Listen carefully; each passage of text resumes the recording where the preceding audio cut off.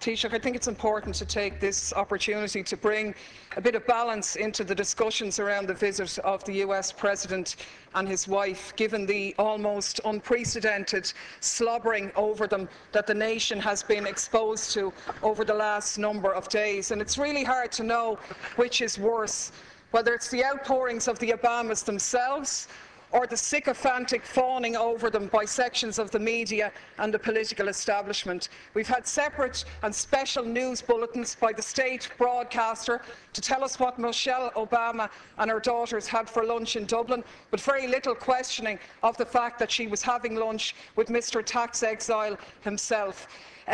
We had very little challenging of the fact that she's glad to be home, a country that she's been in less than a week and that her husband has very tenuous links in. And of course, the biggest irony of all, the protestations of Obama himself in his speech to the children in Northern Ireland about peace, when he said, "Those who choose a path of peace, I promise you that the United States of America will support you every step of the way. We will be the wind at your back." Now I ask you, is this person going for the Hypocrite of the Century award?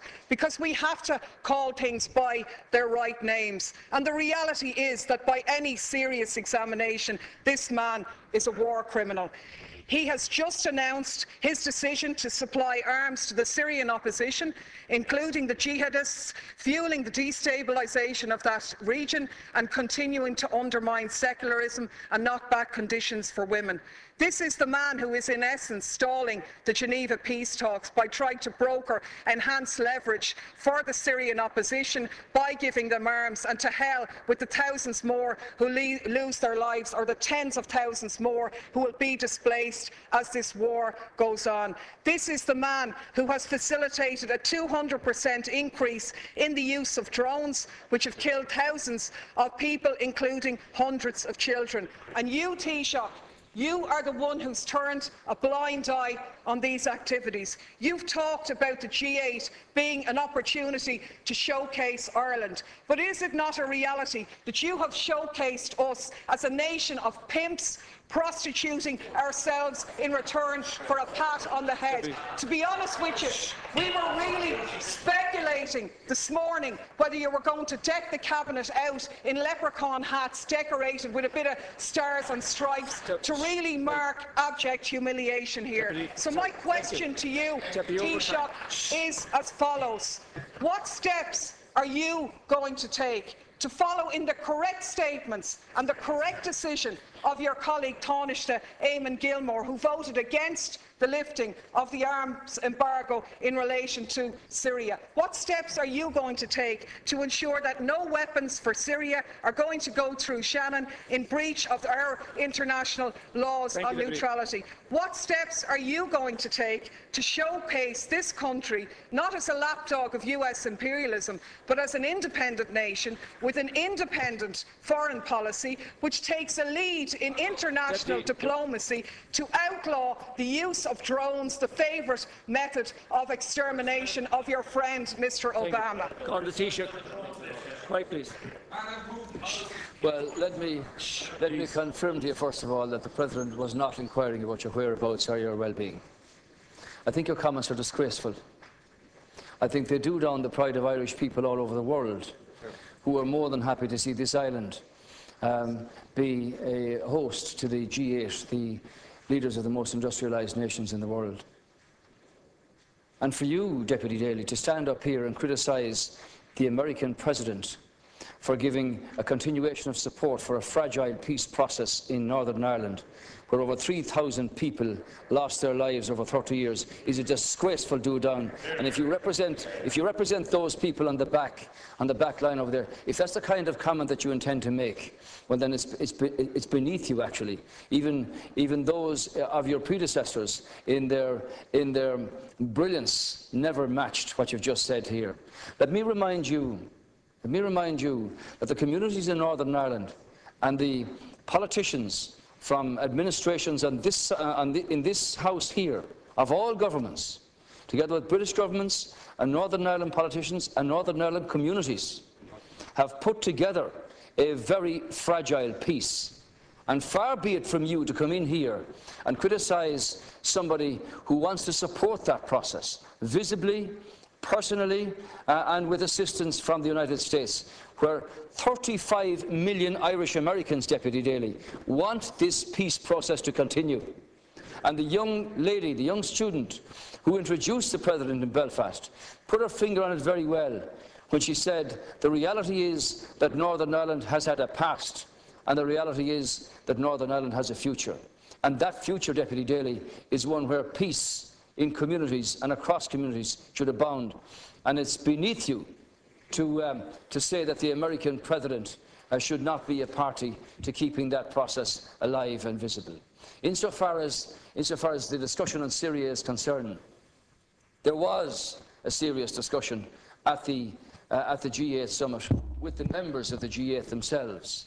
I'm not sure whether you favour the Russian intervention here or whether you favour what the European Union put forward. While there was division among the countries in Europe about the lifting of the arms embargo, Ireland took a very clear position on this, which was articulated by the Taoiseach, that the embargo should not be lifted. But the conclusion of the G8 summit was that the Geneva peace talks should take place. Nobody wants to see wanton slaughter and the exodus of hundreds of thousands of people from Syria. And far from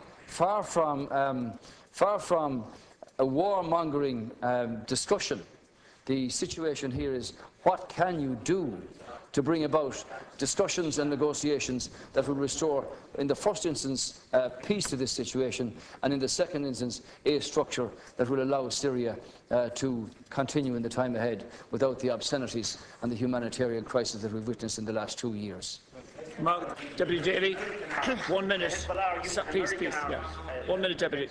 Thanks, Ceann Comhairle. Of course, I said nothing about the Northern Ireland peace process, a process which everybody supports, but is not one that gives you a licence to do whatever you like anywhere else around the globe. There isn't much peace in Iraq, where 26 people lost their lives yesterday. There isn't much peace in Afghanistan. There isn't much peace in Pakistan. And there certainly isn't much peace in Syria. And the side I'm on in Syria is the one, and what I agree with is the statement by Oxfam, where Oxfam said sending arms to the Syrian opposition won't create a level playing field. Instead, it further risks fueling an arms free-for-all, where the victims are the civilians of Syria. Our experience tells us that the crisis will only drag on for longer if arms are poured in. And that's in essence what the Americans have done here. I can only take from your non-answer to the question that you were asked is that you're going to take no steps to ensure that those arms will not be sent through Shannon in breach of our neutrality. You said here last week no arms ever came through Shannon. How do you know that, seeing as no investigations take place? The reality is, in 2012, 548 US planes landed in Shannon. How do you know what was on them if you haven't examined them? Your Minister for Transport revealed in a parliamentary question that 239 civilian planes landed in Shannon, where they sought permission because they were carrying munitions of war or dangerous goods on a civilian aircraft. What steps are you going to take to intervene in this situation? And the last point I'll make is that people in this country are very fond of our American brothers and sisters, and I think we stand far more shoulder to shoulder with them by making valid criticisms of their president, who has broken his election promises, rather than just pimping this nation as a tax haven for their corporations. I'm sure the Americans would far prefer if their multinationals paid their taxes at home rather than offshore here, so they could develop their health care, so they wouldn't be wasting money on arms being sent to slaughter people in other countries. Thank you, Deputy. Final reply, Taoiseach. As you're aware, 100,000 American people are employed by Irish-owned firms across 50 states, and something similar here from American-invested corporates in this country. The American government, and I don't speak for them obviously, have taken the view in terms of withdrawal of their troops from Afghanistan and from Iraq. There wasn't any intervention in terms of troops in Libya, and there hasn't been any intervention in terms of troops in Syria. We've never supported rendition flights through Shannon, and it ill behoves you to make comments that are not true. Now, I think out of the middle of all that rant, you seem to support the government position here, which was articulated by the Taoiseach at the Minister of Foreign Affairs, that this country did not support and does not support the lifting of the arms embargo in Syria, because clearly with a multi opposition, very diverse factions in that opposition, these are very vexed questions. So the decision of the European Council to not agree in terms of the embargo means that that opportunity presents itself. But everybody at the G8, as I understand it, was focused on getting the peace talks in Geneva underway, which might bring about some sense of solution here. Clearly, you haven't condemned the Iranians or the Hezbollah or the Russians for supplying arms to the Assad regime. You haven't commented upon the atrocities carried out under President Assad in Syria at all. You seem to have a very biased view about the wanton slaughter of the Syrian people. And everybody on this side, insofar as we're party to the European Union, wants to see a structure that would bring about the removal of President Assad, but peace restored to that country and its troubled people, and the hundreds of thousands who have had to exit us across the border with nothing but their families and a few belongings with them.